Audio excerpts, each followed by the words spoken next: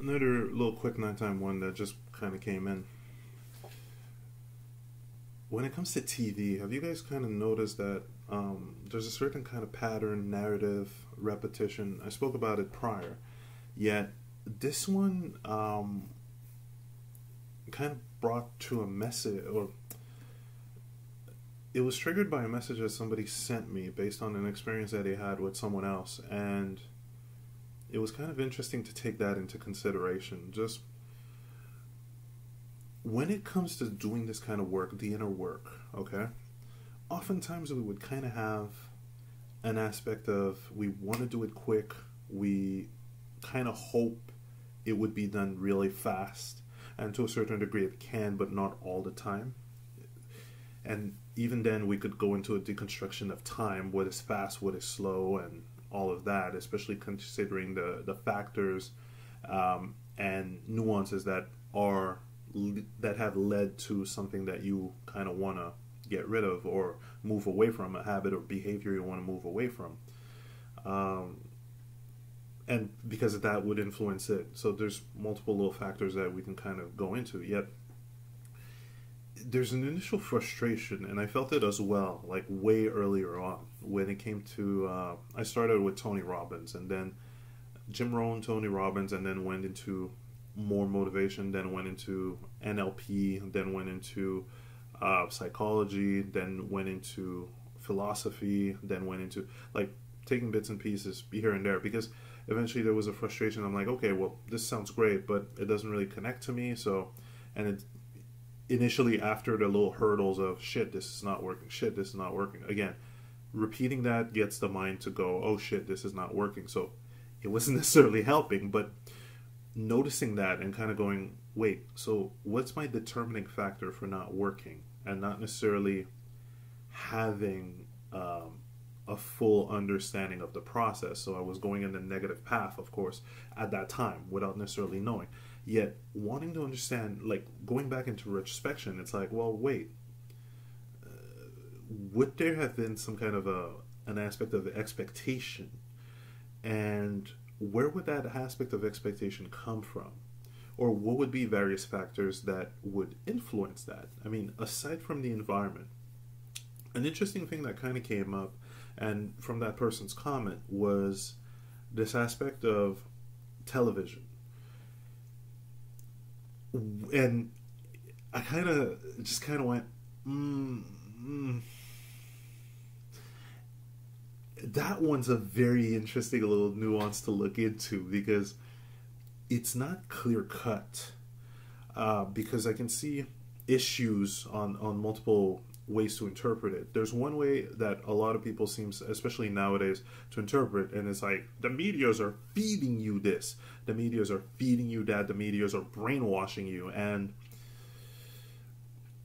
that's where non-duality will save your life, because you, by saying the media are doing this, these people are doing that, these people are doing that, to me, you're pointing the finger at them. And it's kind of like saying, look at it this way. It's kind of like saying, I have this habit because of the repeated ingestion of this content creator's material. You kind of notice where you kind of let go of the control, or maybe didn't have or have conscious control of it. Because again, this is why this is a weird little interesting nuance, river. Because if you don't necessarily know how you have the control, you're finger pointing at them for the fact that you weren't really able to pick up the controller. And there comes an aspect of, so you're expecting them to teach you to your own level of granularity and nuances of preferences and uniqueness to how you like to learn. And this is where you kind of have to be careful, because yes, what's being done on television is a script. It's a drama. It is written for entertainment. It's kind of like poking a comic book artist for saying, you make shit that's way too dark. Why? And that's their preference. They were influenced by something else, which, got them to start working on various things that were quite similar. You again understand the nature of how you build preferences, various nuances that you accumulate over the year by continuously ingesting material that you in a range of feelings that you like, and then you decipher the little nuances, which is very entertaining, and then you can create your own. Yet understanding that process, you kind of become a bit of a content creator, and you understand that the finger being pointed, the one that you've just pointed before understanding that in a way, you know, well, that's pointing right back at you for something that you were just doing out of fun. And it's kind of like understanding there's people that are simply doing their job and not conscious of that, but at the same time they don't necessarily need to be conscious of that, because certain people are doing their job out of pure fun and pleasure. Yet there is an argument to be said about, in a way, always having this reflection about setting up the mirror. Let's say if it's a person that's doing content that's quite hateful over certain people, they don't necessarily set the mirror, and ultimately they're doing it onto themselves, because they'll bring up the feeling every time. If they love to get angry at certain topics, they'll bring up their little anxiety, their little trigger. The mind will just eat them alive because they're feeding their triggers over and over and over, and never necessarily understanding that they're doing the harm onto themselves and onto the people that follow this kind of mindset and will get fucked over by the same kind of trigger. If there's still people stuck with racism, they're doing it onto themselves, because it comes from their lens, their projection, their hard drive, and as they look onto other and they go, this person, they're the one feeling it, and they're the one continuously activating this trigger within themselves. It's not anyone else's thing. So yes, there's arguments for that, and yes, there's very interesting discussions that can be had on that. Yet now we're kind of going into your own conscious control, as well as noticing when it comes to television and this aspect of expectation that's being placed on TV show. It's made for entertainment, but at the same time, you also want to watch out for your brain not to have this TV movie fantasy expectation of, oh, it's all clear and it's got to be clear like that, just like in the movie where it's also magical. You don't necessarily want your brain to compare for competition from TV, movies, and such when it comes to your own inner growth. Because there's so many depths and nuances that are never explored in television, mostly because this kind of word jargon, do you really think you're going to listen to it in a movie that's supposed to entertain you? This is why I kind of say it's a rough terminology, word jargon, but often to go deeper into these nuances and knowledge, you kind of have to talk like the architect from The Matrix mixed with Sherlock Holmes. And a lot of people did not like that second Matrix movie because they didn't get what he was saying. Because in a movie format where you want entertainment, this is not the time to talk like that. But in a movie format where it's trying to go deeper and nuanced, it's for, not saying there's a niche audience for that kind of movie and video game as well. But it's not the common thing. And if the common thing is being ingested and repeated over and over and over again, then the brain kind of develops certain expectations, similar to labeling certain characters by stereotypes, because it's a narrative tool. So it's interesting. You kind of want to take control of your perception and how it's affected by the repetition of continuously ingesting certain kind of media. And at the same time, you want to let the content creator do what they do, because they're doing it out of passion. And it's not seeing it as a negative thing, because you can always use it as at your advantage. You can always pick certain things, tools, skills, ideas, even when it comes to acting, mannerisms, or just mannerisms in general, and even speech patterns, movements from movies, TVs, and such. Yet you don't necessarily want to let yourself totally slide into that. And this is where kind of understanding different levels of the brain, like gamma, alpha, beta, and from, I wish I knew those terminologies, those scientific terminologies by heart. Go check out Dr. Joe Dispenza. He has a great talk on it on YouTube. You'll have the direct, boom, source. Yet, when you're watching something silently, and you're not really paying attention or consciously, well, you are and you aren't, but, when you're kind of just sitting down and going and watching something, you go into a beta state where apparently you're much more suggestible. Well, no, actually, no, that's not the beta state. High beta state is much more active. Low frequency beta, low frequency alpha, please go check out Joe Dispenza's talk on it to get the specific term. Yet, your brain is much more suggestible. It's kind of like the sleep tapes, the hypnosis tapes, or it's a state that you access and create via meditation.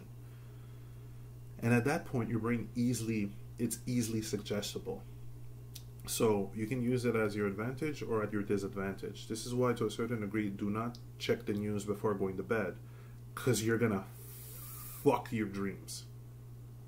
And your mind is going to ingest whatever is being said, which is someone else's perception from their hard drive. I mean, even this is a perception to try to deconstruct perceptions.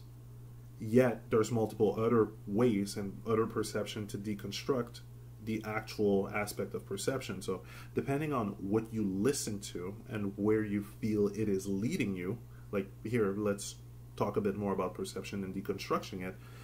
This is going to lead you to take control of your life. Let's say if I start talking about whatever drama that's happening, then these are the thoughts that you will imprint upon your brain as you're about to go to sleep.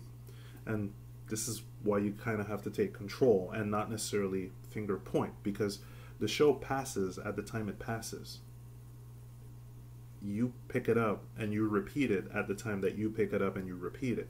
It's all about being cautious and aware and not falling into the trap of finger pointing and then blaming, because again, a lot of people are just doing what they do because they were inspired by others prior in the past. So upon you finger pointing, you're doing it to yourself as well. Because at that point, when is that finger going to come back to you once you make your content? And it's like, well, right, okay. And you kind of just, oh, right, yeah, if you were passionate about certain kind of content, you also accept the negative kind of content as well. There's a passion in there, and it's like, okay, cool, yeah, I'm inspired by your passion. I'm not necessarily, binding with the content. I'm not associating with the content, but I'm inspired by your passion. And then you start asking yourself the question, okay, well, what would be better? What would be better for me? What do I prefer? How would I prefer to apply that? And then you just head to that direction. Boom, you learn. You got some more nuances. You've grown. Instead of finger pointing, it's the media's fault. It's a conspiracy. This is that, where you get stuck in the trap of powerlessness. But buddy, you've got a controller, and you could just pick up the controller.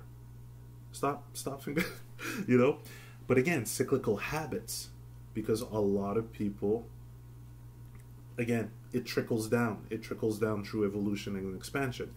And there is also a case to be said about certain people that want to keep control over people, over population. That's ultimate weakness when you consider it. Because when you say, I need to have control, I need people to do this by my rules, by what I deem, what gives me power, then you've just forfeited your life. It's kind of like jumping in the pit of Mario at this point, because, okay, so I'm not happy unless other people do X, Y, Z. Really?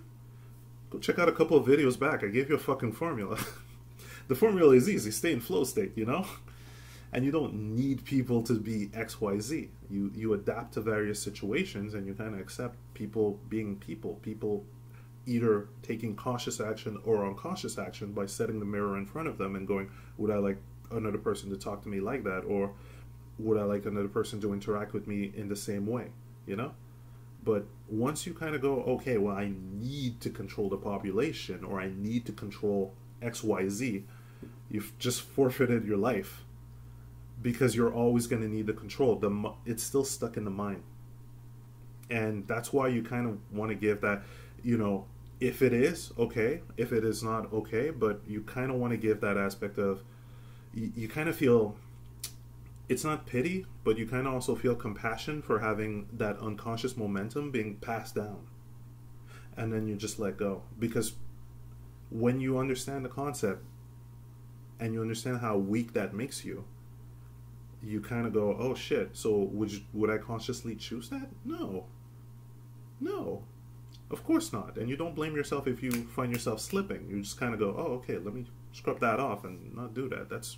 That is weak, pathetic fool.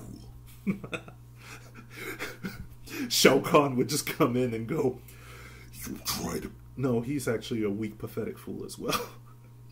I need to conquer realms, you weak, pathetic. It just bounces right back off.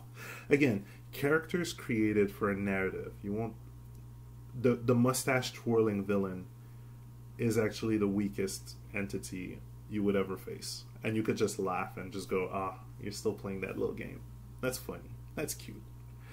Not in a demeaning way, but you kind of go, okay, that was the demeaning way. Let me just flip that back and go, okay, well, you're still stuck in that. That's cool. I'm off over there having fun.